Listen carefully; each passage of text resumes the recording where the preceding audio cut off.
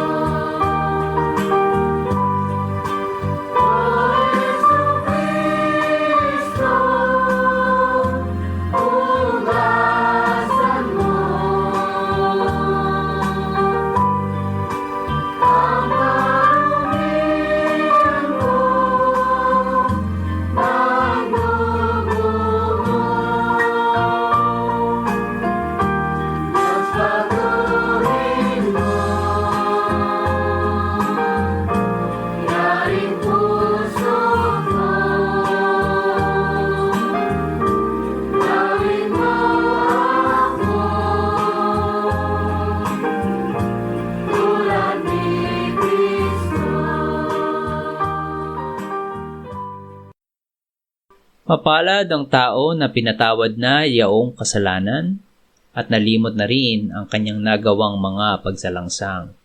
Mapalad ang taong sa harap ng Panginoon ay di na pinararatangan ng kasalanan, dahilan sa siya ay hindi nanlilinlang. Nung hindi ko pa naipapahayag yaring kasalanan, sa buong maghapon ako'y nananangis sa matinding lumbay. Sa araw at gabi, bigat ng kamay mo ang nararamdaman. Ano pa't wala nang nalalabi akong lakas sa katawan. Hamog ang kaparis na dagling na tuyo sa sikat ng araw. Ako ay lumapit sa iyong harapan at salay inamin. Ang aking nagawang mga pagsalansang di ko inilihim.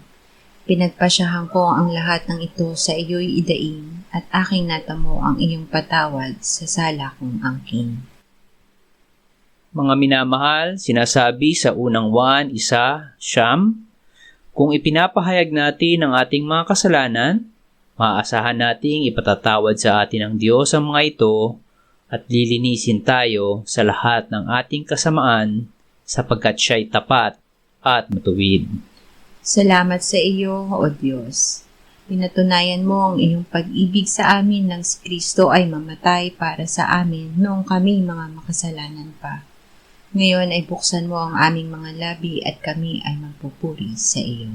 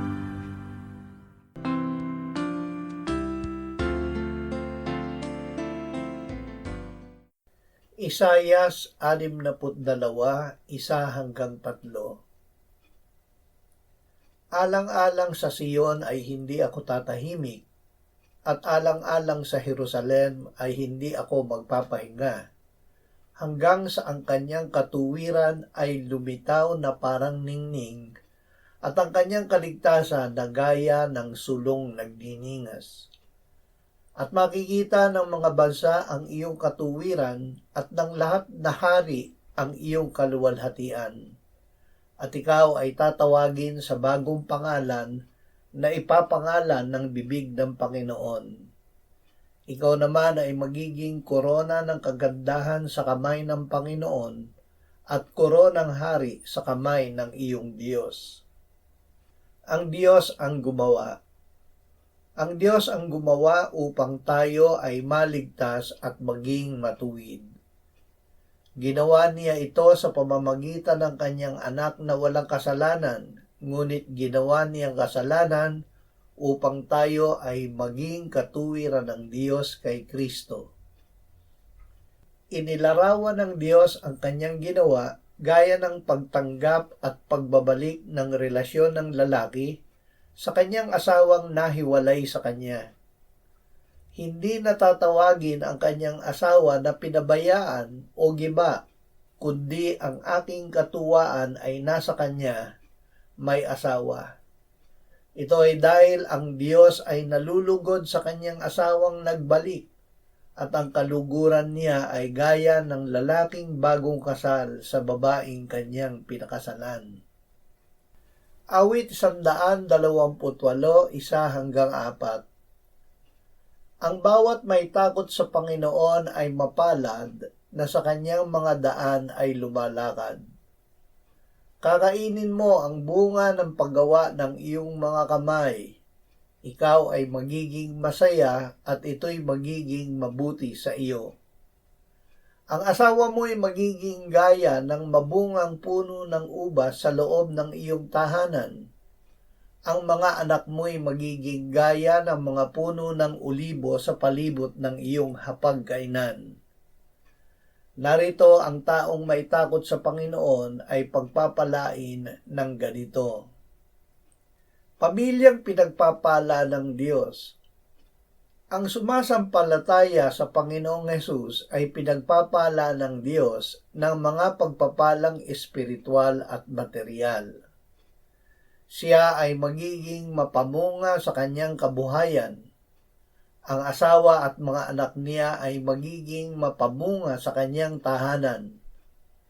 Dahil sa pinagpalang mga pamilya, ay pagpapalain at pauunlarin din ng Diyos ang kanilang bayan hanggang sa kanilang mga inapo.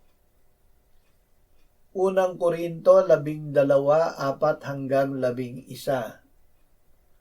May iba't ibang uri ng mga kaloob, subalit iisang espiritu. At may iba't ibang uri ng paglilingkod, subalit iisang Panginoon. May iba't ibang uri ng gawain, subalit iisang Diyos na gumagawa ng lahat ng mga bagay sa lahat. Subalit sa bawat isa ay ibinigay ang paghahayag ng Espiritu upang pakinabangan ng lahat.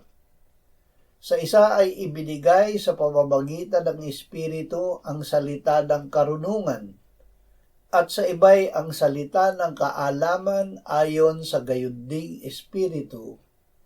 Sa iba'y pananampalataya sa pamamagitan ng gayunding Espiritu, at sa iba'y ang mga kaloob ng pagpapagaling sa pamamagitan ng isang Espiritu.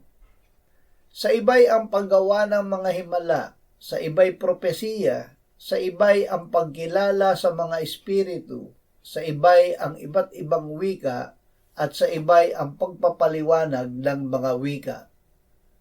Ang lahat ng ito ay pinakilos ng iisa at gayunding espiritu na namamahagi sa bawat isa ayon sa pasya ng espiritu. Sa pamamagitan ng Espiritu Santo. Ang Espiritu Santo ang gumawa upang tayo ay manalig at ating tanggapin si Jesus na Panginoon at tagapagligtas. Ang Espiritu Santo ang namumunga sa atin ng kanyang pag-ibig, kagalakan, kapayapaan, pagtitiyaga, kagandahang loob, kabutihan, katapatan, kaabuan at pagpipigil sa sarili. Siya ang nagbibigay sa bawat isa sa atin ayon sa kanyang pasya ng iba't ibang uri ng kaloob upang magamit sa paglilingkod at sa gawaing ibinigay sa atin ng Diyos.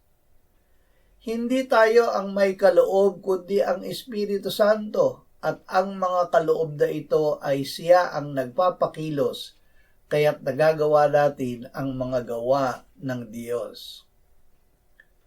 Juan 2:1-5. Nang ikatlong araw ay nagkaroon ng isang kasalan sa Kana ng Galilea, at naroon ang ina ni Jesus. Inanyayahan din si Jesus at ang kanyang mga alagad sa kasalan. Nang magkulang ng alak, sinabi ng ina ni Jesus sa kanya, wala silang alak. Sinabi sa kanya ni Jesus, babae, anong kinalaman niyon sa akin at sa iyo? Ang aking oras ay hindi pa dumating. Sinabi ng kanyang ina sa mga lingkod, gawin ninyo ang anumang sabihin niya sa inyo. Gawin ang sinasabi ni Jesus. Ang gawa ng ating pananampalataya kay Jesus ay ang pagsunod sa kanyang salita. Sa ating pagsunod kay Jesus, siya sa pamamagitan ng kanyang Espiritu ang gumagawa upang magawa natin ang kanyang gawa. Ang pagsunod kay Jesus ay ginagawa hindi sa kapaligiran ng kapilya kundi sa kapaligiran ng pang-araw-araw na pamumuhay.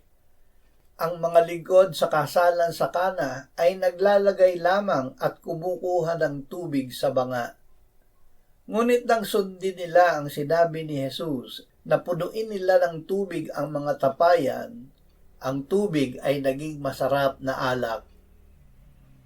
Mamuhay kasama ng Diyos. Sinabi ng Panginoong Hesus, ang mayroon ng aking mga utos at tinutupad ang mga iyon ay siyang nagmamahal sa akin.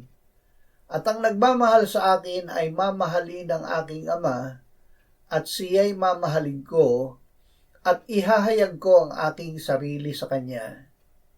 Kung ang isang tao ay nagmamahal sa akin, ay kanyang tutuparin ang aking salita, at siya'y mamahalin ng aking Ama, at kami lalapit sa kanya, at kami gagawa ng tahanan kasama siya.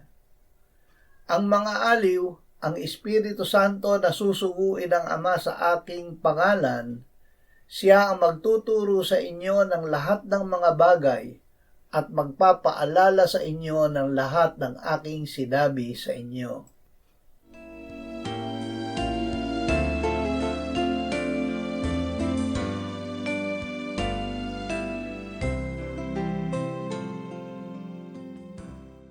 Manalangin tayo.